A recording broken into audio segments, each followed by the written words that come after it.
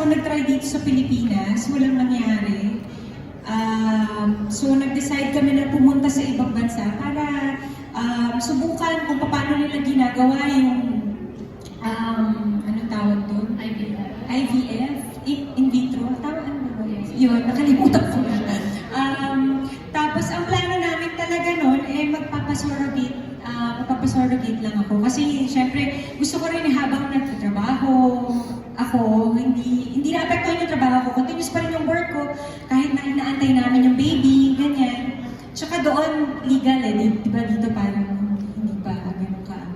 So yun lang yung ginawa namin doon. Nag-harvest ako ng egg, tapos freeze. Hanggang ngayon nandun pa rin siya.